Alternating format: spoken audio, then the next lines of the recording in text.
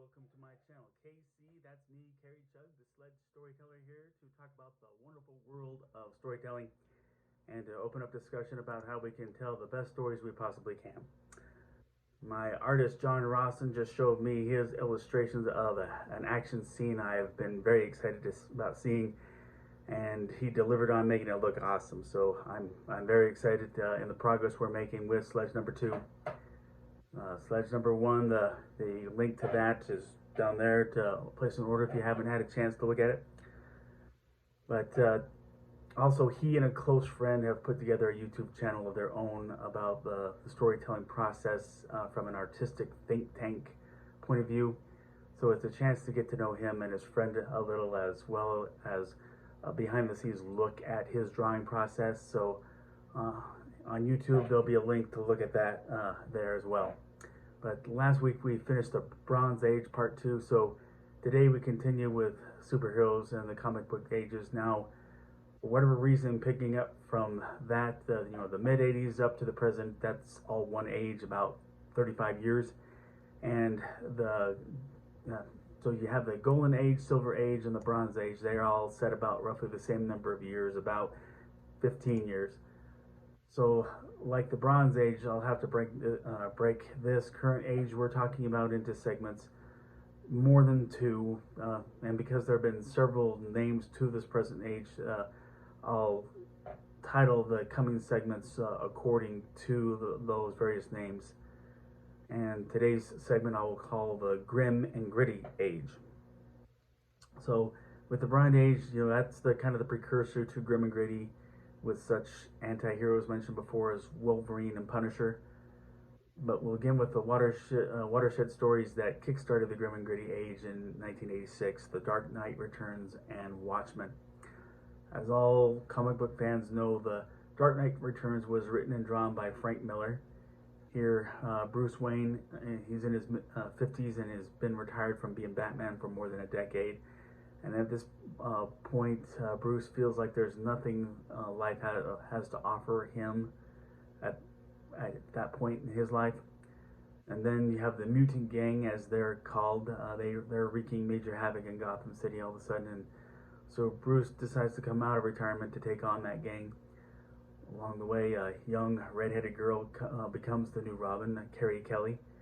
And Batman, after a humiliating defeat the first time around with the mutant gang leader, manages to pick himself back up with the help of Carrie Kelly, and ultimately soundly defeats him, which turns many members of the gang to side with him, with Batman.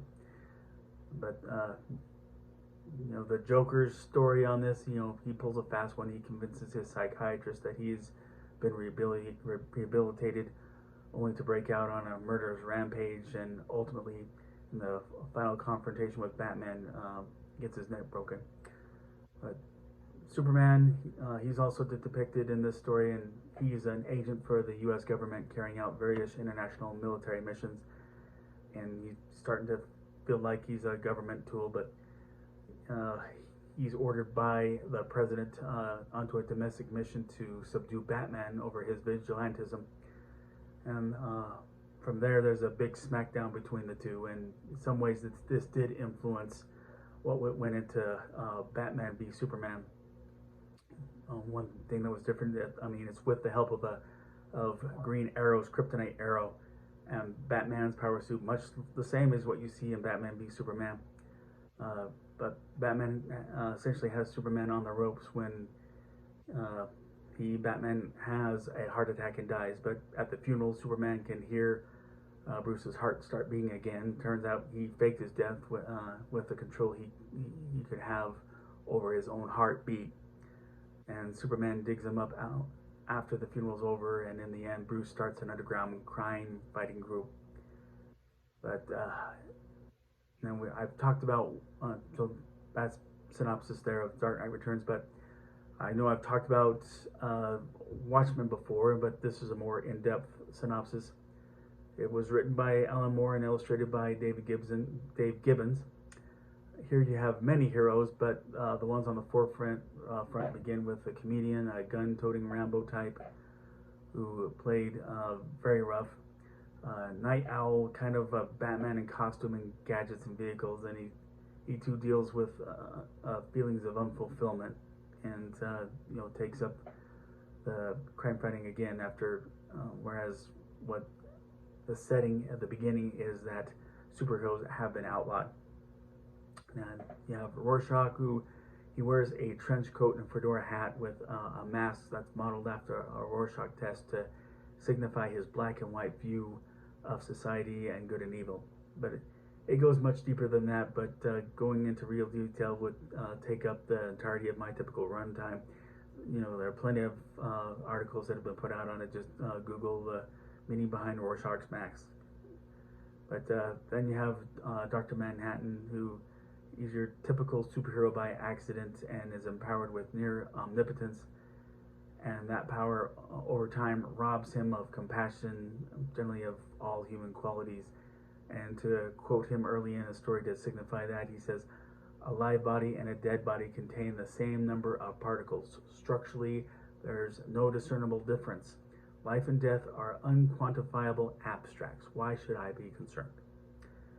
Finally, Ozymandias is an uber genius billionaire who devised the means to non-violently incapacitate criminals. Anyway, the story starts in again, superheroes are illegal, and the comedian is mysteriously murdered, and Rorschach and Night Owl return. In their return to being superheroes, they investigate the murder, and that investigation leads to Ozymandias, who ultimately he has a plan that he sees as a way to save humanity from itself by teleporting a biologically engineered telepathic creature to New York City that would kill millions and make the entire world believe it has an alien attack. And that plan is realized, and the whole world unites and gains peace between all the major world powers. Now, so that's a summation of the superhero part of that. There's another part that I want to get into later. But one other notable dark event was a Batman miniseries, A Death in the Family. And at this point, Batman has picked up his second Robin sidekick. The first one, Dick Grayson, had become Nightwing. This second one, his name was Jason Todd. Now, there had been many Batman fans who,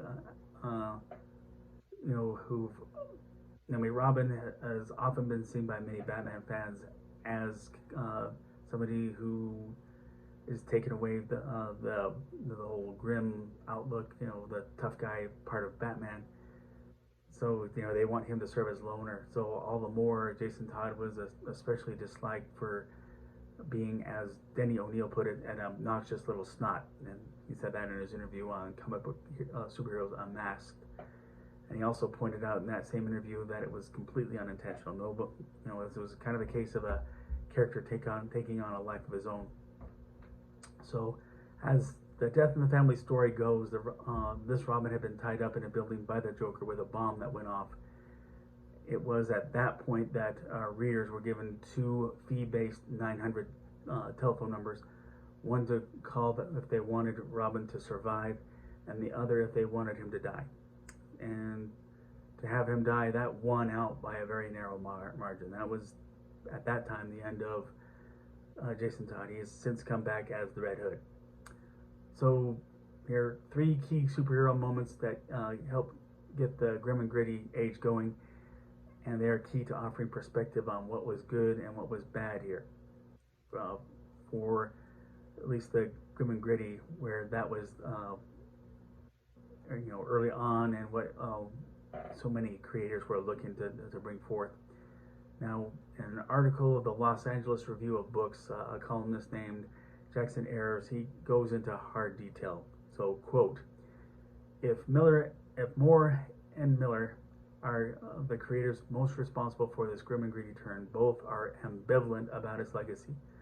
Moore has frequently insisted that publishers misunderstood Watchmen, claiming they and culpable creators used it as a validation for nihilistic, nasty, and insubstantial stories presented as sophisticated fare for mature readers. And even Miller, who unlike Moore was has not dramatically changed his creative agenda or style, once described DC's decision to kill Robin in 1988-89 run of Batman, an outcome determined by a reader's poll as the most cynical thing that particular publisher has ever done. Here, Miller suggests an important distinction between cynicism as an artistic perspective and the cynicism of corporate publishing imperatives, close quote.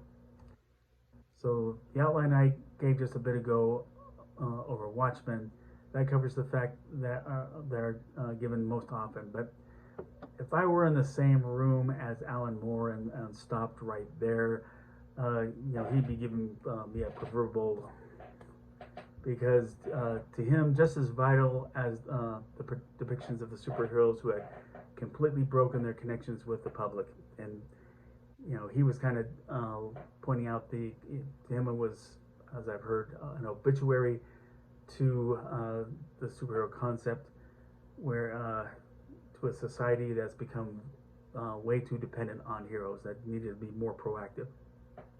And it was the depiction of an you've got in this same story, Watchmen, an interaction between a kid named Bernie and an owner of a newsstand named Bernard.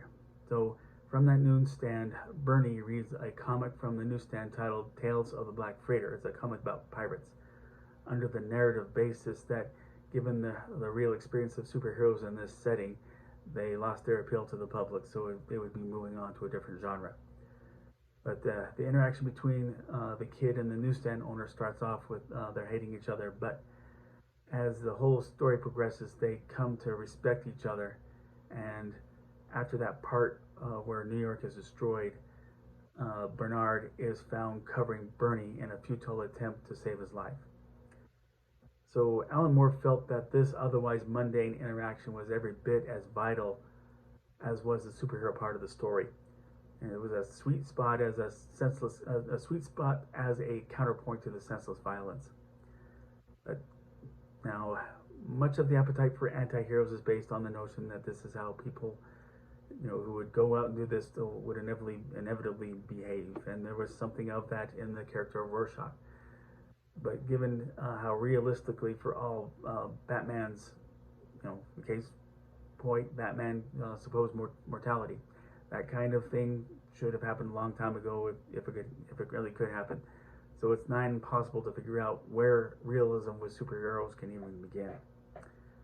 Also, stories wherein a protagonist deals with inner demons, they're potentially compelling, but they can flatline over continuity if those demons are never conquered, or at least broken through in one way or another as his or her victory, or they are the things that ultimately bring the hero to their doom in a tragedy. I mean, that's what the Greek heroes were all about. Now, whatever you might have enjoyed from hyper-violent superheroes, be they Judge Dredd, The Authority, or more recently, The Boys, whatever substance you find beyond violence, or if you go for any violent content as needed escapism, so that's what you read. And I can't say that I'm completely averse to having some fun with a little bit of check your brains at the box office, so to speak. Transporter comes to mind with Jason Statham. But this is about what you write, and the creative insights here is that if you're looking to bring substance to whatever degree of violence you want to bring, the character arcs, you got to pay attention to them, the compassionate side of your world, and the exchange of varied reasoning that exists in the world. I mean, so many people think that this is about realism. Those are, key points that are part of that realism. But that's my take on the grim and gritty part of this current comic book age. Thanks for watching. If you like this video, please click like. If you like this channel, please click subscribe. Share this channel with a friend. And I hope this can get some discussion going. Agree, disagree, something I didn't mention. Please comment below. Let's all seek understanding amid much misunderstanding in our world and treat each other as equals. And hopefully we can get out of this pandemic. But amid this pandemic, be safe and God bless.